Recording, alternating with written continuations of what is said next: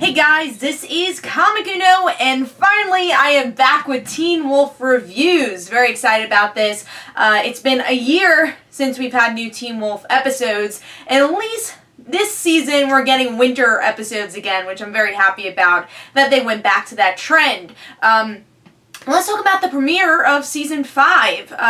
This is very much a setup episode to where the season's gonna go, but it does have some differences of other premieres, because it seems like we get to see a future look of where the season's gonna end, with Lydia. Lydia is in Eichen House, and she has these awesome Banshee powers, but she's stuck there, seeing Aiden for some reason, and she knows there's been some bad stuff that happened in the past, but she can't remember it because she's so drugged out, or whatever that happened to her, she just can't remember. So we explore that a little bit in the premiere, but most of the premiere is, you know, seeing if the whole gang will be back for senior year, seeing if Malia passed her test, and there's just this huge storm, and they're just trying to get to the high school to do the senior scribe, and no one really knows what that is, or at least the audience doesn't know until the end, and it's going to the library and writing your name on the bookcases, and I guess just putting your memory there. But it's also kind of this journey, or really the season's gonna be a journey of senior year, and, you know, people separating, going different places. Will the pack still stick together?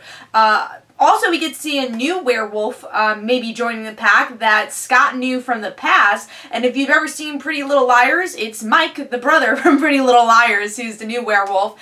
We don't really know much about him. I'm sure we'll explore more of his character as Season 5 goes on, and we see a glimpse of the new villains. At first you think it's just this guy that has a glowy hand, you think he's the villain, but really he is just a pawn.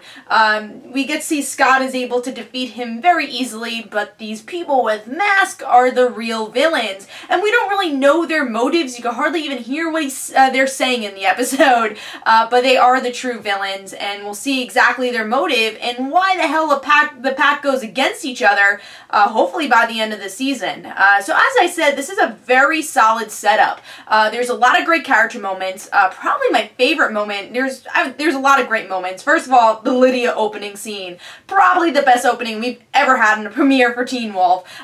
Lydia was badass, and if you guys don't know, Lydia is my favorite character of the show. So seeing her have offensive powers and not just defense where she's, you know, finding people's bodies, she's able to actually be in the fight now. Hopefully this whole season we'll see her get this power and how she has this power. You open up an episode like that, you want to know how she gets these powers and how she learns more about her Banshee self. So that was so awesome. But one of my favorite lines of the episode had to go to Stiles, really going deep and talking about life, saying, you know what, when high school's over, people move on, people grow apart, and you wouldn't think a show like Teen Wolf would want to encounter those type of things, because you would think that, you know, after high school, if they still use the cast, hopefully they will, you don't want to really have the obstacle of like, oh, well, they're gonna be separated, there might not be people that are still part of the pack, but they really go towards the reality of life, saying, yeah, after high school, you might be best friends with them in high school, but people move on, people grow, and Stiles is terrified of that, and I love how Malia and Stiles kind of deal with that in this episode.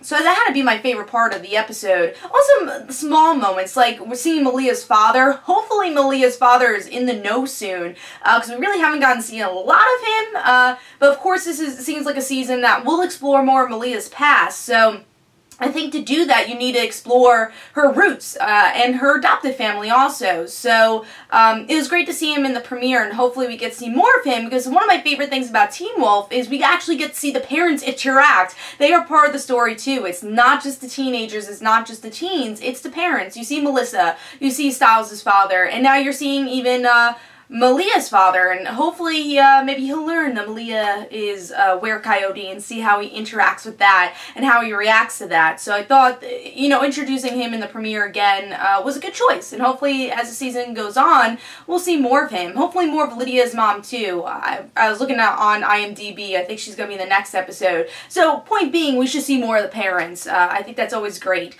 But yeah, this is a very haunting episode. Really great premiere, solid start. It really it plants the seeds of where we're gonna go, and that's all you can really ask for. But it has great character moments along the way, and this episode went by so quickly. It definitely did not drag along. It just, honestly, a blink of the eye, it was over. I'm like, oh my god, can't wait until tomorrow to see the new episode. But I really want to know how our team, our pack, goes against each other. How Scott will become the bad person, and will this rip apart the pack? That's going to be some interesting things to explore. So really, really good start. And of course, I'll have another Teen Wolf review tomorrow. Also, I'm going to try to review Scream tomorrow. I'm going to review the premiere of Scream, so check out both those reviews. And of course, I'll be reviewing Teen Wolf all this week, summer for the whole season. So be sure to check out my channel if you want more Teen Wolf reviews. So hope you guys enjoyed. This is Comic Uno. Don't forget to follow me on Twitter. Don't forget to like my Facebook page. Also, in the description below, there's links for my comic book, Like Father Like Daughter. And don't forget to like the Facebook page of Like Father Like Daughter. And please let me know in the comments below what you thought of the episode, and if you're excited for this season, and let me know all your speculations. And I'll see you guys later. This is Comic Uno. Bye.